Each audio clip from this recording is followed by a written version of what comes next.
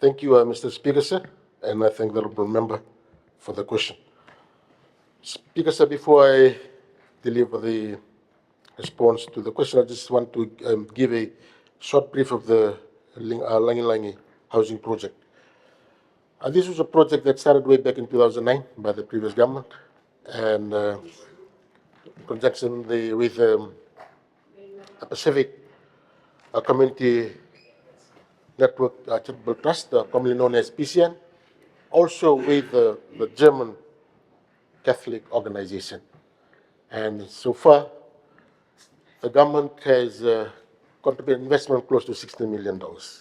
And the purpose of the project was for the PCN to assist in the construction of low-cost units to accommodate or provide accommodation to those low-income earners that reside within the G2 estate informal settlement.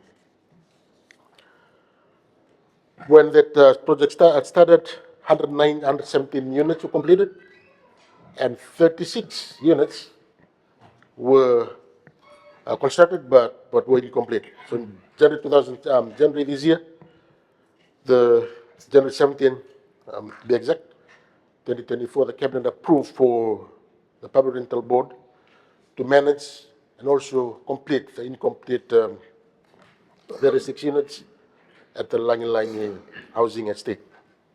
And I'm pleased to inform the House, Mr. Speaker, sir, the construction for the 36 incomplete units was constructed by the Public Rental Board with a budget of close to $3 million, but they managed to complete within the cost of close to $1.6 million, and it's about to be open soon.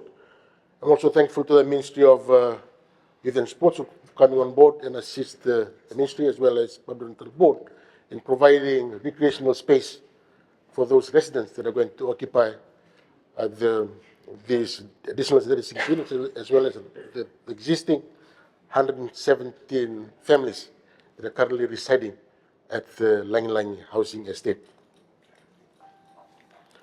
And if you happen to drive through that road, you'll see that the Public Rental Board is still constructing that multi-purpose school. I think they're doing the gabion wall, just to retain the side that is fronting the main road, as well as the other side of the multi-purpose court.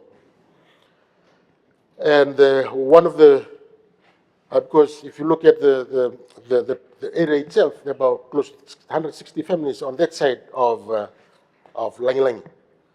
That is leaving aside close to another 1,000, close to 1,300, 1,400 families that are residing on the other side of G2 estate. And the challenge for the ministry as well as for the board is to construct some more additional units on the space that is currently available.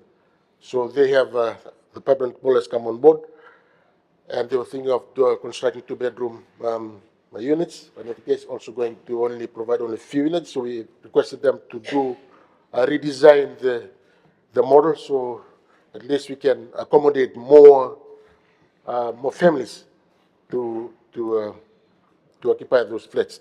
So that's phase 2 of what the PRB is going to do after, once these families, the 36 families, they'll be given the offer for them to actually occupy the 36 units that have been completed. And also there's also another space in that area.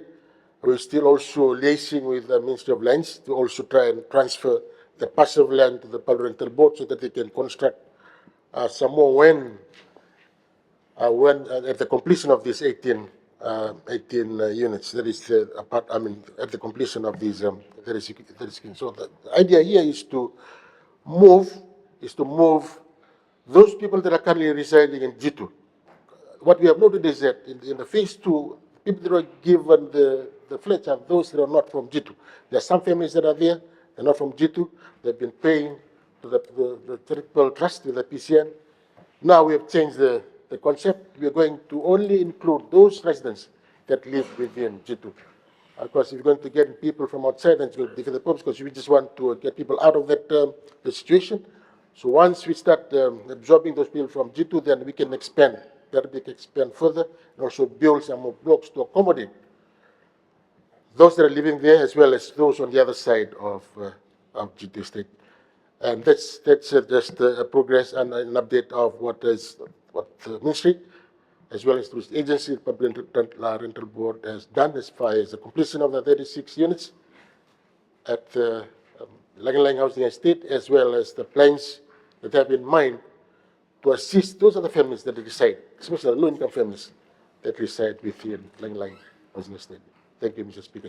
Thank you, Honorable Minister.